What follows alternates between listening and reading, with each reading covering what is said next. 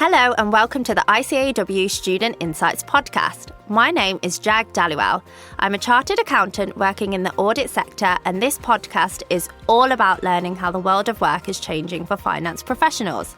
Today we're talking about neurodiversity in the workplace and how to empower people who think differently. If you create an environment where neurodivergent people are able to play to their strengths, you get access to a really wonderful talent pool. It's not about just making sure that your company is the best in it, but it's kind of, if you're doing something really great, sharing that experience and knowledge. The world of work has changed significantly since the pandemic, perhaps becoming more flexible than ever before, but it can still pose challenges to neurodivergent people. So how do we ensure teams and workplaces are set up to encourage neurodiversity? And what are the benefits for business? To answer those questions, I'm joined by Lydia Stott, Diversity and Inclusion Advisor at accountancy practice Parry. And later today, we'll hear from Meera Roy-Chowdhury, Chartered Accountant and Senior Diversity and Inclusion Consultant at property services firm JLL. Thanks for joining us today. Lydia, as well as being an advisor at Parry, you're also an ambassador for the National Autistic Society. Can you explain what neurodiversity means for people who may be unfamiliar? Yeah, so neurodiversity is an umbrella term for the differences we all have in the ways our brains process information. So, majority of people are neurotypical. That means their brains process information in a way that is the standard, the way that most people's brains function. But then when we talk about neurodiversity, we're most commonly thinking about people who have neurodivergent conditions or people who are neurodivergent. There's nothing wrong with this. It's not something to be cured. It's not something you acquire. It's just something you're born with. Your brain is wired differently. The most common ones are autism, ADHD, dyslexia, and dyspraxia. I guess it's just thinking differently. Absolutely, and we all do. But for people whose brains are actually wired in a different way, it means we approach the world with a different perspective and with different experiences. Right, I've got you. So where might common working practices be challenging for neurodivergent people? There's so many different ways that the world of work is geared towards a neurotypical mind that might pose challenges for neurodivergent people. Things like rigidity in ways of working. I know you mentioned at the start about the benefits of flexible working and how that can really help with accessibility for neurodivergent people. There's also sensory issues of being in different working environments. Different ways of communicating can be a real challenge. And there's a lot of assumed knowledge about the workplace. People assume that you know how to communicate in a way that is professional as opposed to what you've been communicating all your life in school or in family life before that. People assume that you have basic skills in being able to work a printer, being able to do things around the office that aren't explained to you. And that can be a real challenge for neurodivergent people where those things don't come implicitly and we're not taught it. I think there's a real positive movement towards education on soft skills that really helps neurodivergent people. And then what would you say is the level of awareness around neurodiversity in accounting and financial services? I think we're seeing a great movement forwards, a great progression to raise awareness of it. 1 in 7 people is neurodivergent or has a neurodivergent condition, which means that the more people open up about their experiences in the workplace, the more we're all learning. And I think that's the second challenge people often experience in the workplace is communication difficulties. Being around people who don't communicate in a way that is accessible or understandable. And so actually, as we become more aware as a firm, as an industry, there's a real opportunity for us to become a more inclusive environment. So there's still a way to go because lots of people know what neurodiversity is on a definition level, but how it can actually play out and what the different conditions can look like, it has a lower level of awareness. What can people do differently? So what does that look like? I think it's individual for each neurodivergent person what they need. For example, with autism, some people who are autistic can really struggle with taking things literally, with needing things to be direct and explicitly communicated, because if you imply something, for example, if you imply something to me, I wouldn't pick up on it as well as if you just asked me directly. Alternatively, maybe people with ADHD, when it comes to deadlines, they need those really clearly communicated, because if something doesn't have a hard deadline, it's much harder to create motivation to perform your best. And people with ADHD often work really brilliantly up to those deadlines.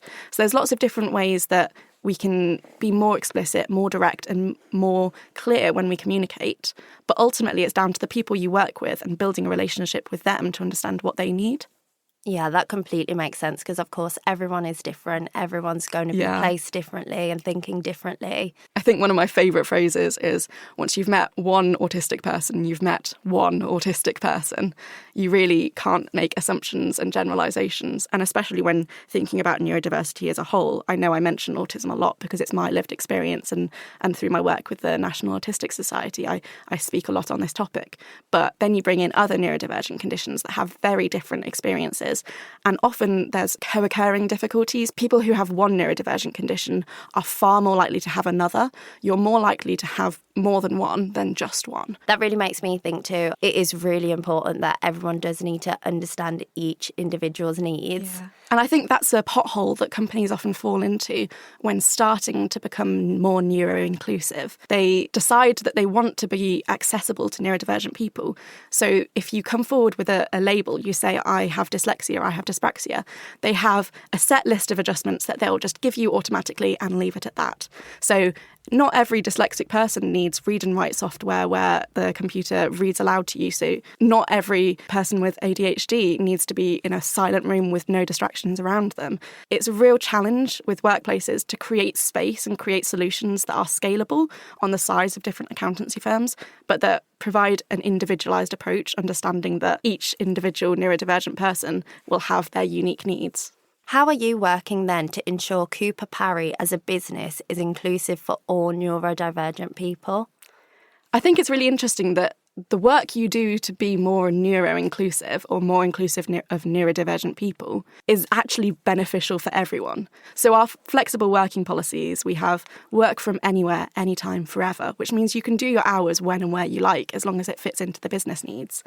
We have open holiday, and these are things that everyone loves, but they are especially beneficial for neurodivergent people. I've also been working really closely across the business to build our supports process for neurodivergent people to ensure that everyone has an individualised supports plan. An adjustments passport is things that I've heard other companies do that we're introducing at Cooper Parry to ensure that no matter what changes you experience in the workplace, no matter if your line manager changes, if your department role changes, you keep the accommodations and adjustments that are right for you. And I think there's a wider level of education that's needed. For neurodivergent people, often there is a high burden of education. It is your responsibility to not only educate everyone else about your individual needs, but to educate everyone else about neurodiversity as a whole. So I started out as an accountant. I started out as an apprentice accountant, did 9 months of that, and then I moved into a diversity and inclusion role at Cooper Parry. And the thing that I found hardest in those 9 months wasn't anything to do with accountancy work. It was having to do my accountancy work to the best of my ability and ask for the adjustments and requirements that I needed to make the workplace accessible and educate my team, my managers, the wider company about why those things are needed, about what neurodiversity is. And it was the extra workload of educating people that meant that I wasn't as good an accountant.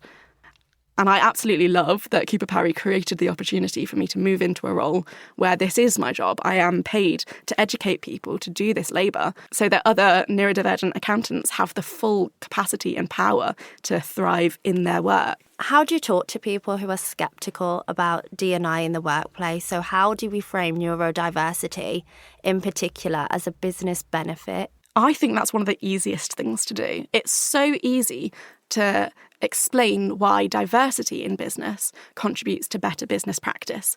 It contributes to better decision-making, new perspectives and ideas, challenges to the status quo. That's what Cooper Parry is all about, and that is why we are making so much progress in the accountancy industry. It's because we don't take things for granted, and that's something that neurodivergent people often do. Having a neurodiverse team means you have new perspectives and ideas. And then when you think about individual conditions and individual neurodivergencies, there's a great opportunity with each of them to think about the strengths and how they play in accountancy. So, for example, with autism, we can have a really strong attention to detail, which is perfect when you're looking at numbers. People who are dyslexic often may struggle with the details, but they have a brilliant big picture thinking. They approach things from a larger scale. Neurotypical people may struggle with seeing the wood for the trees, where dyslexic people may not have that problem. They can see the overarching picture. People who are dyspraxic may bring new insights into how we can streamline processes, where the issues and barriers are, and how we can make things more efficient, more effective. And ADHD is a condition that means your thoughts go so fast. You are able to move from a first idea to a full conception and full idea so quickly. And that can mean people with ADHD have really good problem-solving skills. They approach things in a really engaged way. And if you create an environment where neurodivergent people are able to play to their strengths, you get access to a really wonderful talent pool, which will benefit your business. Is there anything else that we can do to become allies to neurodivergent people in our working lives other than what you've touched on already? I think it's what we've been speaking about. That burden of education is a real challenge. So if you as an individual can go out and learn about different neurodivergent conditions, learn about what it might look like, and then take that broader knowledge into how you approach individuals. I think you also need to bring a lot of flexibility, be willing to try new things, be willing to focus on outcome and output, not process. If we judge people based on how they do things instead of what they achieve, you are more likely to shut out neurodivergent talent. But if you really value output and enable neurodivergent people by listening to them about what they need and working with them in a way that supports them, you have the opportunity for real growth. So you've really inspired me today, actually. I feel like I could leave this podcast today and go away and start researching and really seeing what different tools there are out there and just kind of broadening my own mindset and really just trying to understand a lot more what can be done to kind of help in those situations. So thank you for that, Lydia. That's been really helpful. Thanks so much. It's been so lovely to chat.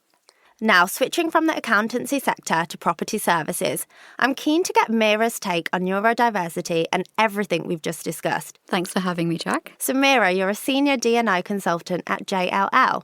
Before we get started, what roles and responsibilities does your job encompass? Well, just to distinguish, first of all, when you have D&I roles, for example, like Lydia, you can have internal roles where individuals work within a company to progress D&I, or external-facing roles. So currently, I'm doing an external-facing client role.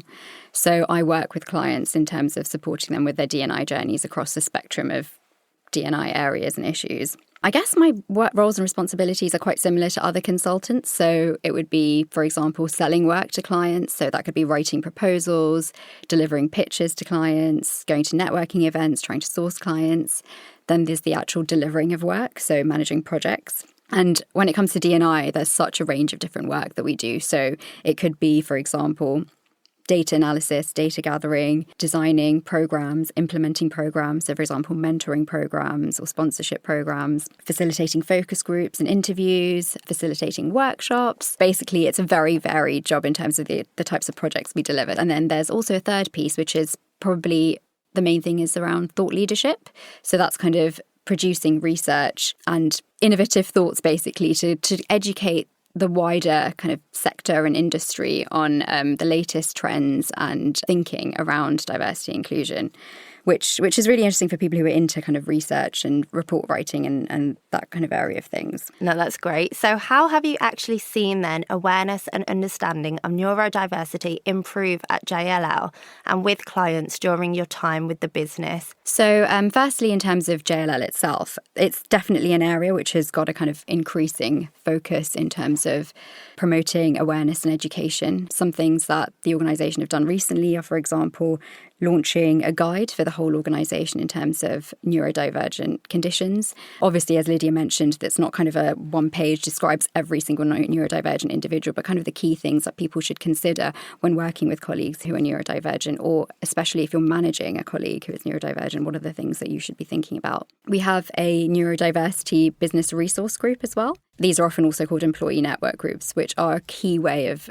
kind of ingraining and embedding D&I within organisations. So you may, for example, have a women in business network or a kind of a network around a certain religion or belief. So neurodiversity is another area where not a lot of organisations have this, but we've recently started one, and they kind of promote education and awareness, as we've just discussed. They also host loads of cool events. The interesting thing about D&I and in the corporate world is that it's kind of different to other areas you might work in where you have to be a bit protective over the work that you're doing, and there's like a bit of competitiveness between different organisations, whereas you really have to have a different kind of approach and spirit when working in D&I. It's not about kind of just being the best and making sure that your company is the best in it, but it's kind of, if you're doing something really great, sharing that experience and knowledge with others, because your intention when working in this area is to make the world a better place. So even though it is all about people, why is it important D&I strategies are grounded in metrics and data? A lot of organisations know that they want to work on D&I but don't know what to do. So data is essentially a great starting point. So you go in, have a look at the data, look at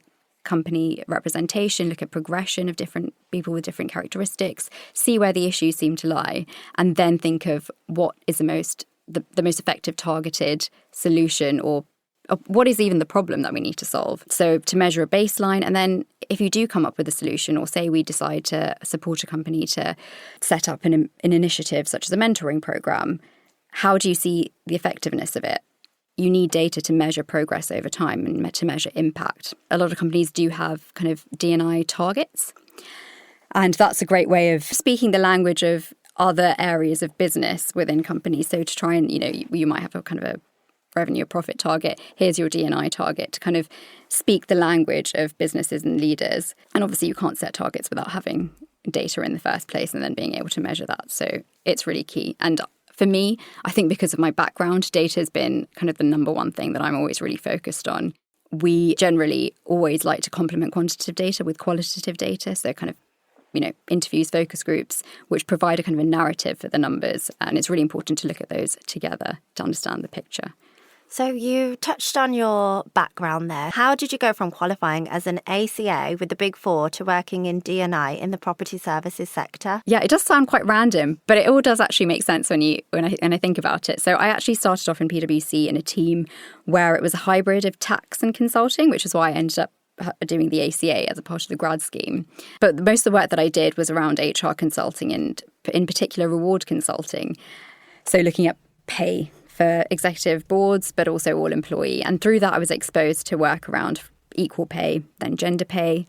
And that kind of opened up the world of D&I to me. And I realised I was using the skills and tools that I've developed, but using it towards something that I really cared about, and the outcome I really cared about, and I felt like I was doing something positive. So when I realised I could kind of just specialise in this, that's what I decided to do, which when you look at the 2 points individually, it kind of doesn't make sense, but there is a kind of a string that joins it all together. No, I can absolutely see that string that you've just touched on. Did the ACA in particular help at all? Absolutely. I mean, obviously I'm not doing kind of actual accounting in my job at the moment, but the ACA is so much broader than that. So I'd say the skills, in terms of looking at business problems, identifying issues, coming up with solutions, and being able to just critically think about business issues in general have really served me well. Because that's when you're working with D&I with businesses, it is a business issue that you're looking at essentially as well. What I would also say is there's a lot of stakeholder management and senior stakeholder management when you're working internally or externally with D&I. And when you're talking to leadership, there's often a bit of hesitancy around progressing D&I because there's a bit of a fear of kind of the commercial implications of things or the cost implications. And I feel like being able to understand finances of an organisation, having that financial fluency, really makes it easier to argue your case around why it's important that organisations, and particularly the top layer of organisations, really take notice of D&I and take action. So immediately you may not think it's associated at all, but I feel like it's been a real bonus for me in my career. Thanks again to Lydia and Meera for joining us today. It's been great to have you both in the studio for such thought-provoking conversation. Thanks for having us. Yeah, thank you. It's been amazing. Diversity and inclusion is a key pillar of ICAEW's strategy as an organisation. If you're interested in accessing the latest thinking on the subject and hearing from fellow students and members, then consider joining the ICAEW Diversity and Inclusion community. You'll find the link in the show notes for this episode. Also, make sure you visit ICAEW Student Insights for ongoing support during your studies. On the Student Insights Hub, you'll find exam guides, tips, and inspiring stories of students and recently qualified members. That's all available at icaew.com/student insights. Finally, if you found this podcast useful, then make sure to subscribe so you never miss an episode. And let us know what you think by sharing the episode and writing a review on your podcast app. Thanks for joining us on ICAEW Student Insights. Bye for now.